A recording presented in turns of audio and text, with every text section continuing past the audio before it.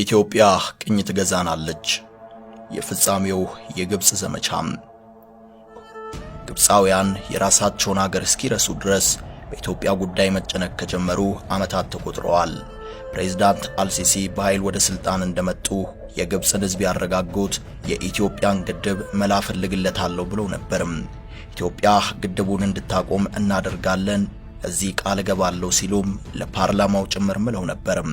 ነገር ግን ኢትዮጵያ በነግብጽ ሴራ እንደገና ዳቦ ከውስጥም ከውጭም እሳት እየነደደባት ግድቡን ወደ ማገባደዱ ደርሳለችም።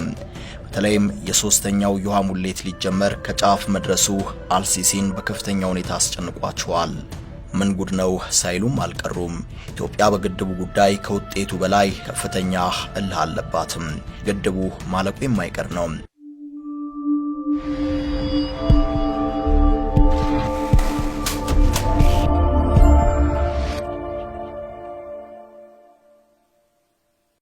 አልሲሲ ከሰሞኑ አሜሪካ እግር ስር ወድቀው እያበቃልን ነው፣ የመጨረሻ አንድ እድል ይሰጠን፣ በምንም ይሁን በምንም ኢትዮጵያ ግድቡን እንድታቆም አድርጊልኝ ሲሉ ለምነዋታል። የግድቡ ጉዳይ የታከታት አሜሪካም ምንም አይነት ምላሽ ሳትሰጥ ቀርታለችም። ይሁን እንጂ ግብጽ የመጨረሻ ያለችውን ዘመቻ ጀምራለችም። አሜሪካ ለግብጽ በግድቡ ዙሪያ ስትሰጥ የነበረውን ድጋፍ እያቀዘቀዘችው ነው። አሜሪካ የህዳሴውን ግድብ የሚያሳዩ ፎቶዎችን ለማሳየት ግብጽን $200 ሚሊዮን አስከፍላታለችም። የፈርዖኖች ምድር ሰላይ ንስሮችን ወደ ግድቡ ብትልክም ንስሮቹ ከርተው ጠፍተዋል። ግብጽ ኢትዮጵያን ለማስቆም ያላት እድል አሁን ብቻ እንደሆነ እየተናገረች ነው። ቢጨንቃቸው ግብጾች ሶስተኛውን የግድቡ ሙሌት ኢትዮጵያ አታሳካውም ወደሚል ቀቢጸ ተስፋ ወሬ ገብተዋል። ኢትዮጵያ ሶስተኛውን ዙር የውሃ ሙሌት አታሳካም ይላል በካይሮ ዩኒቨርሲቲ የውሃ ፕሮፌሰር የሆነው ግብጻዊም። እርግጥ ነው የዚህ ግብጻዊ ፕሮፌሰር ገለጻ ዜና አይሆንም። ዜና ሊሆን የሚችለው ኢትዮጵያ ሶስተኛውን ዙር የውሃ ሙሌት ታሳካለች ቢል ነበርም። ከኦሪት እስከ ዛሬ ግብጻውያኑ ከነገስታቶቻቸው ጀምሮ እስከ ተራው ዜጋቸው ድረስ ስለ ኢትዮጵያ ቅን አስበው አያውቁም። ይልቁንም በዛቻና የፕሮፌሰሩን በመሰለ ጨለምተኛ እይታቸው ይታወቃሉ። አንዋር ሳዳት ኢትዮጵያ የናይልን ገባር እንኳን ብትነካ ኢትዮጵያ ሄደን እንዋጋለን ብሎ ነበርም። ታዲያ ኢትዮጵያ ሳይመጣ እዛው ግብጽ በገዛ ቢሮ ውስጥ አሸልቦ ተገኘ።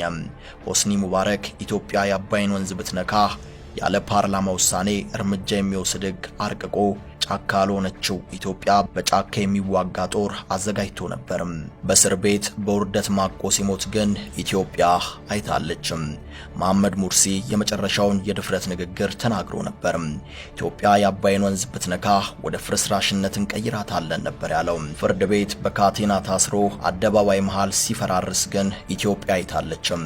የመጀመሪያና ሁለተኛው የውሃ ሙሌት ሲጀመር ከሱዳን ጋር የጋራ የጦር ልምምድ በማካሄድ ምሽግ እስከ መቆፈር በማሴር የውስጥ ጠላትን አሰልጥኖ በማስረግ ምዕራባውያንና አሜሪካንን ይዘው ዓለምን እስከ መዞር እንደ ፕሮፌሰሩ ደግሞ የሊቃውንቶቻቸውን ፕሮፓጋንዳ እስከ መበተን ወዘተ አሲሮ የነበረ ሲሆን ዛሬም በዚሁ ተመሳሳይ ሀዲድ ላይ እየከነፉ ነው።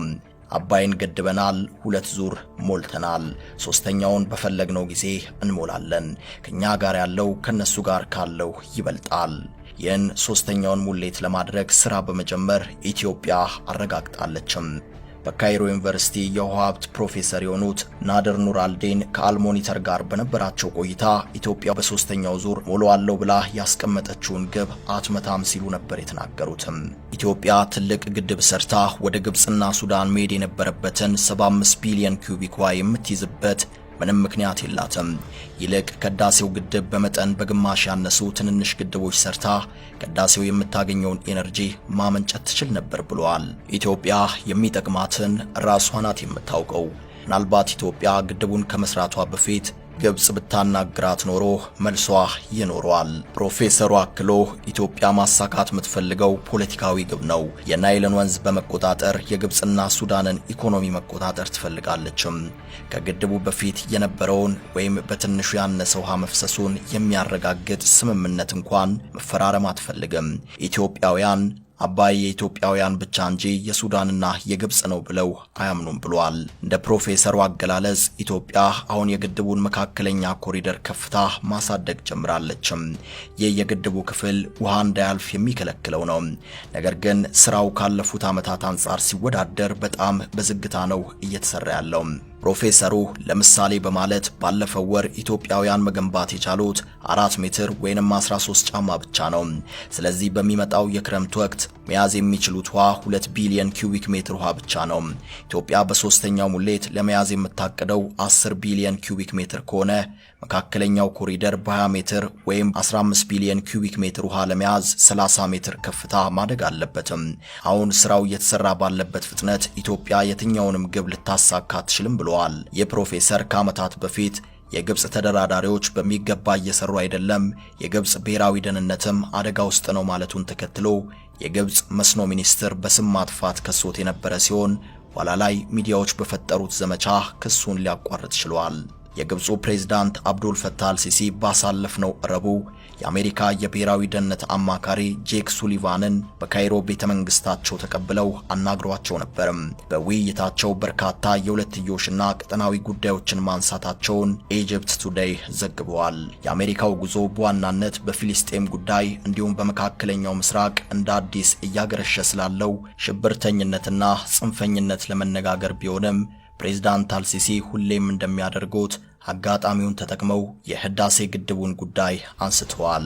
ታላቁ የህዳሴ ግድብ ሙሌትና ኦፕሬሽን ከአሳሬ ስምምነት በፊት ሊከናወን አይገባም፣ ስምምነቱ ደግሞ የግብፅን የውሃ ደህንነት የጠበቀ ሊሆን ይገባል በማለት ለአማካሪው ተጽዕኖ አቅርበዋል። ጄክ ሱሊቫን ግድቡን አስመልክቶ ያሉት ነገር ስለመኖሩ በዘገባው ያልተጠቀሰ ቢሆንም ግብፅ በቀጠናው ሰላምን ለማስፈን የምታደርገውን ጥረት አሜሪካ ታደንቃለች ብለው ነበርም። በእርግጥ ግብጽ ቀጠናውን እየበጠበጠች እንጂ ሰላም እያስከበረች አይደለም። ግብጽ በመካከለኛው ምስራቅ የአሜሪካን ጥቅም በማስከበር በምላሹ የጦር መሳሪያና የዲፕሎማሲ ድጋፍ የምታገኝ ሲሆን የህዳሴው ግድብ ግንባታ ከጀመረ ወዲህ ግን ለውለታዊ ምላሽ ግድቡን አስቁሙልኝ በማለት መለማመጡን ተያይዘዋለችም። በተለይ በግብፃውያን ዘንድ እንደ ሁሉን ቻይ አድርጎ ራሱን ማየት ለሚፈልገው አልሲሲ የህዳሴው ግድብ መጠናቀቅ እንደ ትልቅ ሽንፈት የሚቆጠር ነው። በመሆኑም ግድቡ ተጠናቆ ሪቫን እስኪቆረጥ ድረስ ግድቡን ከማደናቀፍ ወደ ኋላ ይመለሳል ተብሎ አይጠበቅም። እንደሚታወቀው የግድቡ ድርድር ሂደት ሱዳን ባለው አመጽ ምክንያት የተቋረጠ ሲሆን ግብጽ ግን ባገኘችው መድረክ ስለ ግድቡ ከመናገር ዘንግታ አታውቅም።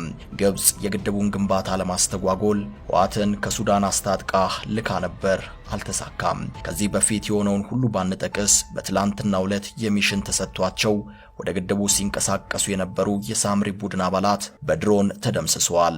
የጉምዝ ታጣቂ በየዕለቱ ይሞክራል፣ ነገር ግን እስካሁን ድረስ ምንም አይነት ጥቃት ሊያሳካ አልቻለም። ግብጽ የጦር መሳሪያ የታጠቁ ባንዳዎችን ከመላክ በተጨማሪ ከፍተኛ የሆነ የሳይበር ጥቃት ወደ ህዳሴው ግድብ እየላከች ትገኛለችም። በታላቁ የኢትዮጵያ ህዳሴ ግድብ ችግር ውስጥ ባሉ ሀገሮች መካከል እየተካሄደ ያለው ቀጥተኛ ድርድር በተቋረጠበት ወቅት ኢትዮጵያ የታላቁ ህዳሴ ግድብ ላይ የምታደርገውን የስራ ሂደት ለማደናቀፍ የሚደረጉ የሳይበር ጥቃቶችን ኢትዮጵያ ደጋግማ እያከሸፈች ትገኛለችም።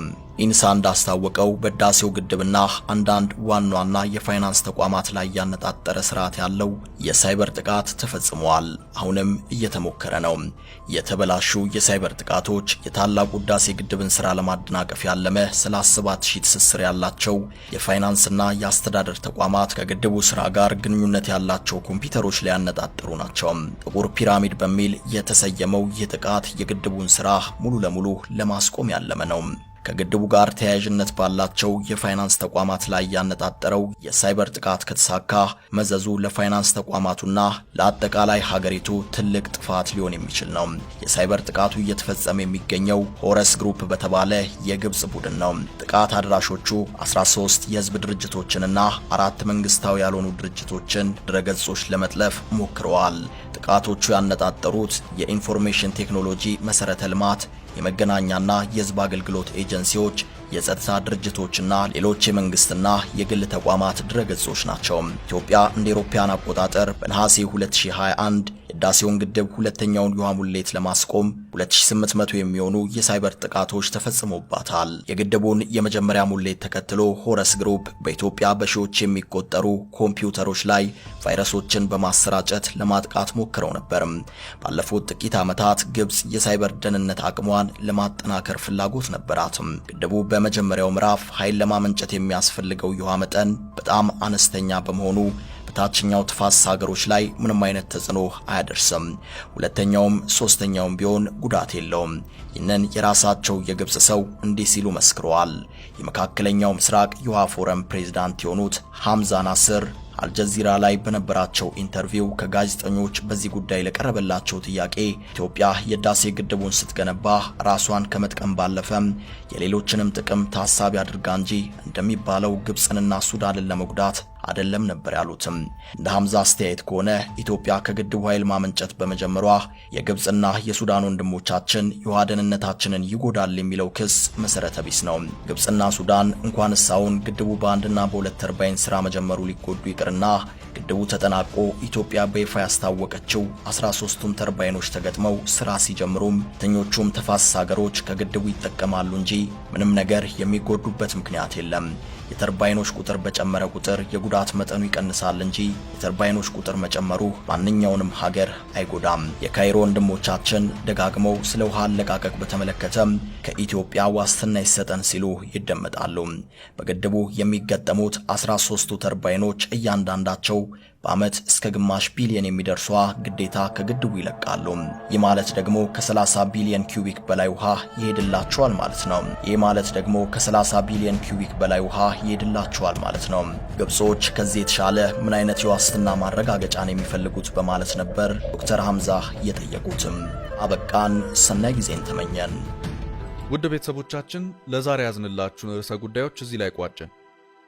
ላይክ፣ ሼር እና ኮሜንት በማድረግ ለቻናላችን ድጋፋችሁን መግለጽ እንዳትዘነጉ እያልን ከሌሎች መረጃዎች ጋር ደግመን እስክንገናኝ ቸር ያሰማን ስንል ተሰናበትን።